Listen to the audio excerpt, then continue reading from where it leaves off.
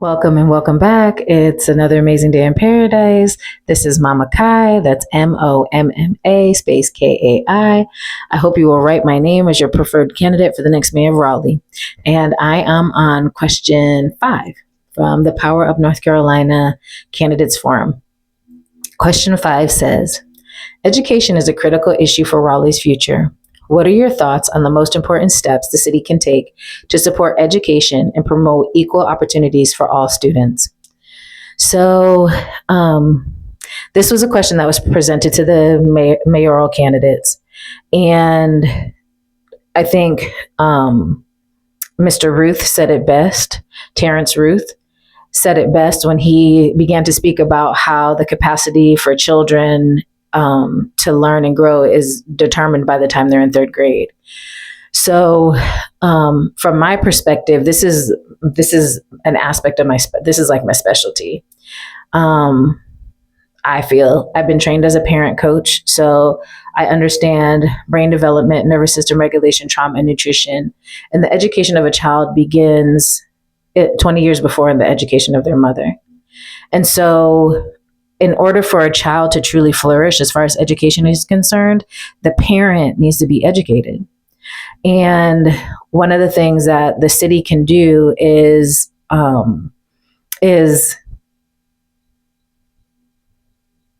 provide the resources of parent coaches. I think that the city currently has 3 free courses. Well, actually, they have so many workshops and different things. I just went to a rain barrel and rain garden workshop. So cool. I learned so much in that.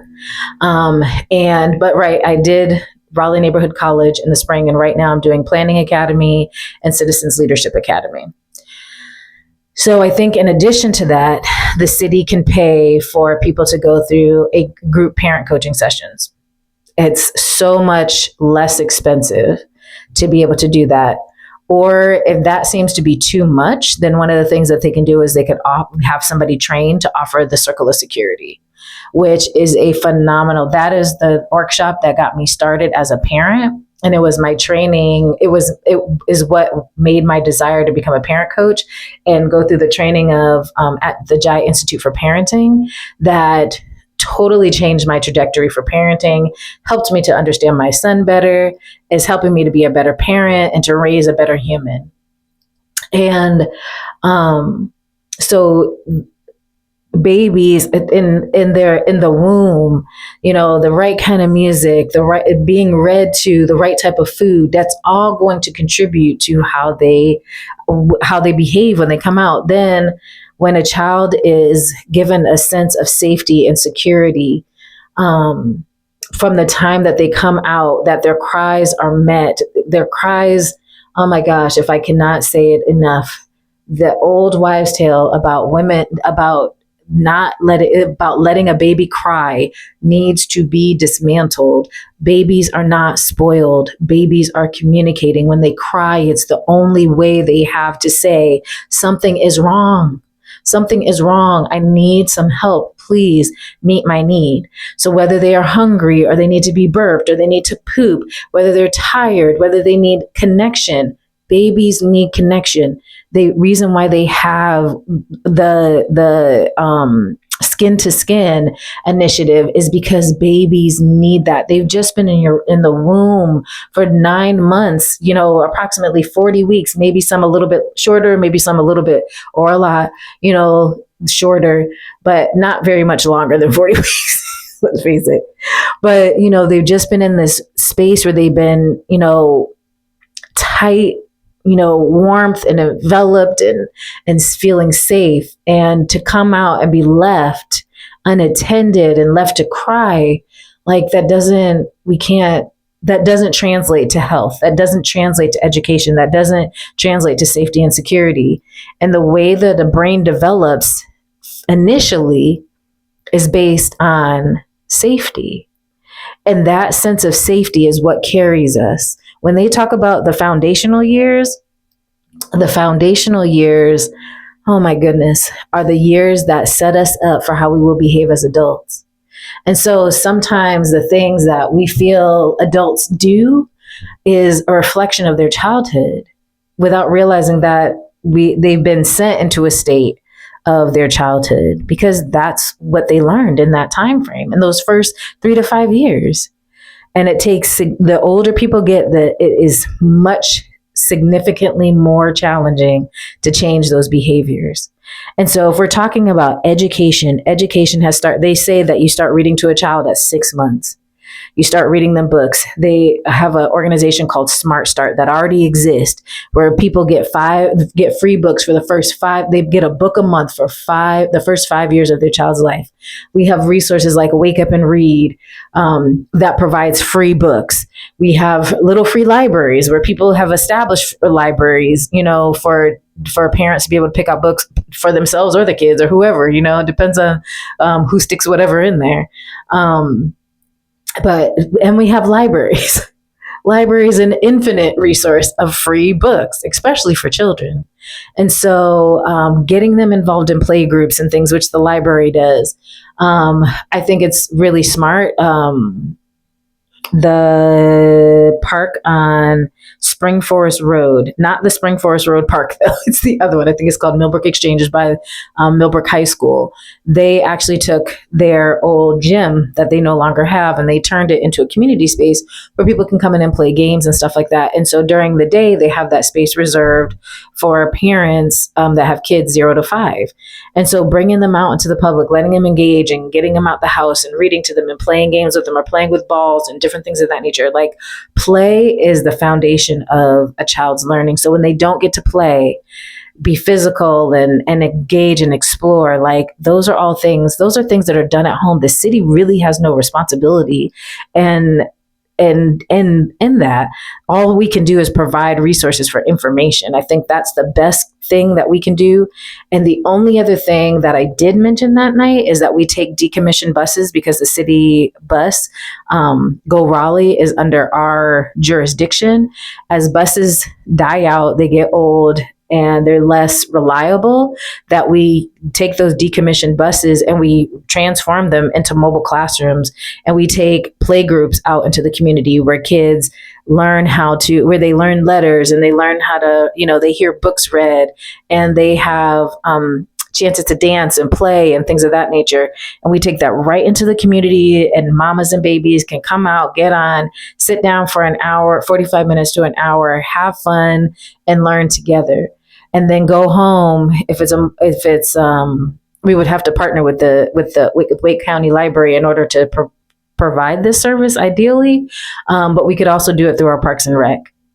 And so, and I'm sure there's other organizations that are extremely interested in seeing something like this come to pass. So I spent a lot of time talking about the foundation of education, because in order to understand how a child becomes successful in school, you have to understand the foundation for their success. And so I think that, again, this is one of those things that should be done in community and can be done in community. And that information is coming soon. It is on my agenda to get it done, to put out how community can come together and we create the organization that we want, that will sustain us in doing the things that our community needs. And I mean that collectively. We are now not a predominantly Black or predominantly white city. We are very multicultural, in the cultures that are exploding in this area continue to change and shift, and they look different. What those cultures do is different for everyone, for each one. And so some are really heavy into technology, some are really heavy in the service or construction industry.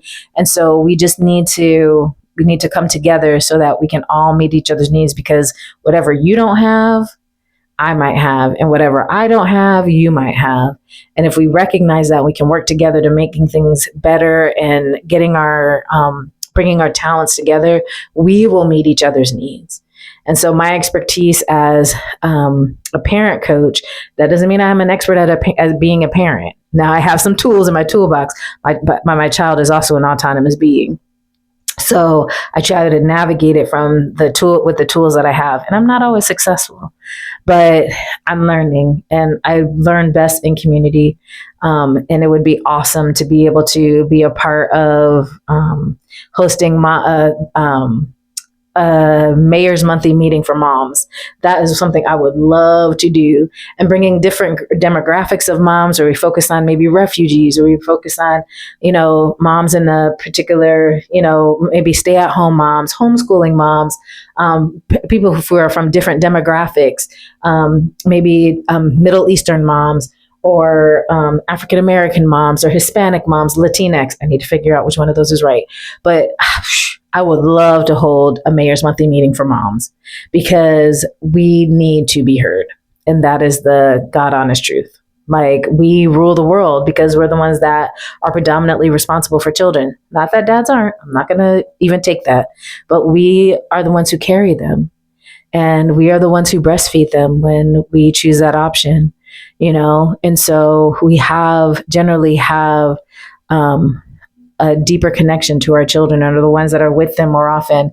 And based on society, it's the person that, even if there is a stay-at-home dad, like, children don't get that dads are that figure, And so I'm not dismissing dads by any stretch of the imagination, because men are so incredibly important. But if we're talking about education, if we're talking about moving things forward, then understanding that the majority of moms are the ones that are in that position at this point, then helping us have a voice is so incredibly important. And that is why I call myself Mama Kai. That's why that's my superhero name. That's why I'm running for mayor. So moms have a chance to have a voice, to sit at the table and say, we don't like the way this is going. We don't want this for our children. And so I'm standing up for them collectively, until somebody comes along and says, really, that's not what I want. And I can say, cool, we'll get in on the conversation so we can talk about what you do. Okay. Anyway, that's my thoughts. How the city can participate in education? The short answer is they can provide free workshops such as the Circle of Security, or extended workshops like group parent coaching. They can also use decommissioned buses in coordination with Parks and Rec, or Wake County Public Libraries, to bring early childhood education services into our communities. And I think there's something that they can do to help homeschool groups. Maybe, homeschool groups need to get connected with the community engagement network, so that they can become part of that.